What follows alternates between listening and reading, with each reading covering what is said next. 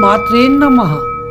ఉపనిషత్ దర్శని 192 బృహదారణ్యకోపనిషత్తు సప్తమ అధ్యాయం చతుర్దశ బ్రాహ్మణం మరియు పంచదశ బ్రాహ్మణం.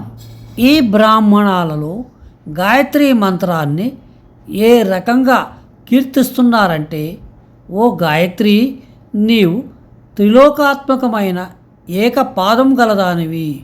త్రయి అనగా 3 వేదాలు, విద్యాస్వరూపమైన 2వ పాదంతో ద్విపదివి, ప్రాణాది రూపమైన 3వ పాదం కలిగిన త్రిపదివి అయిన నీకు ఇవే మా నమస్కారాలు.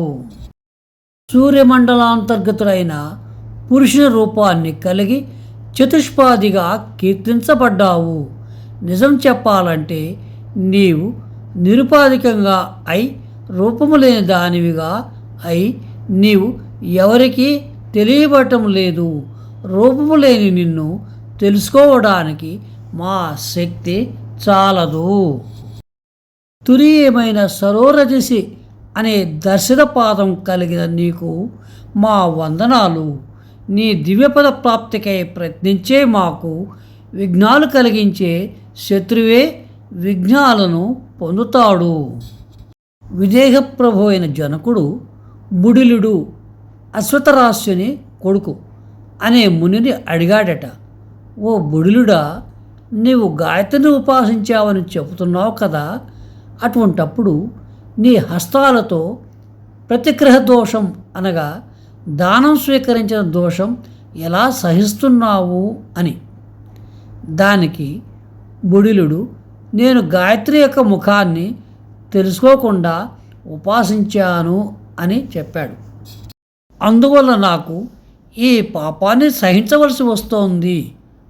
అప్పుడు జనకుడు, ఓ బుడిలుడా, అగ్నియే గాయత్రి యొక్క ముఖం. అగ్ని పచ్చకట్టెలను కూడా దహించవేయగలిగినట్టు అగ్నినే గాయత్రి ముఖంగా తెలుసుకొని ఉపాసిస్తే ప్రతిగ్రహ దోషాలన్నిటినీ దహించి భస్మం చేస్తుంది అని చెప్పాడు. ఈ విధంగా గాయత్రి జ్ఞానాన్ని కూలంకషంగా తెలుసుకొని ఉపాసించిన వాడు గాయత్రీ స్వరూపుడై పవిత్రునిగా మారి జరామరణాలు లేనివాడుగా అమృత పదవిని పొందుతాడు. పంచదశ బ్రాహ్మణంలో ఈశావాశోపనిషత్తులోని 15వ మంత్రం నుంచి 18వ మంత్రం వరకు మరొక్కసారి ఇప్పటి వరకు తెలుసుకున్న విషయాలను దృష్టిలో ఉంచుకొని తిరిగి వివరణ ఇచ్చారు. హిరణ్మయేన పాత్రేణ సత్యసాపేతం ముఖం తత్వం పూషన్నపావృణు సత్యధర్మాయ దృష్టయే పూషణ్యేకర్షే యమ సూర్య ప్రజాపత్య వ్యూహరస్మిన్ సమూహ తేజోయత్తే రూపం కళ్యాణతమం తత్తే పశ్యామియో సావసౌ పురుష సోహమస్మి. ఆత్మసందర్శన స్థితికి చేరుకున్న ఋషి తనను తాను తెలుసుకోవాలంటే ఆ సత్యం యొక్క జ్ఞానాన్ని అవగతం చేసుకోవాలి. సత్యదర్శనం అనేది ఆ పరమాత్మ యొక్క కృపా కటాక్షలతో మాత్రమే సాధ్యం. మిరిమిట్లు కొలిపే ఆ దివ్యజ్యోతి యొక్క దర్శన భాగ్యం లభించిన బంగారు మూకుడుతో కప్పబడి వృత్తాకారములో వెదజల్లుబడుతున్న కాంతి పుంజాల వల్ల దానిని దాటి సత్యస్వరూపాన్ని చూడలేక, ఓ పురుషుడా, లోకాలను పోషించి పాలించే సూర్యభగవానుడా, నీ తేజోకిరణాలే కదా ఈ సమస్త జగత్తు యొక్క ఉత్పత్తికి కారణం. ప్రజాపతి పుత్రులైన నీ అశేష కిరణావళిని ఉపసంహరించుకొని నీ సత్యస్వరూపాన్ని నాకు దర్శనమయ్యేటట్లు చేయి తండ్రి.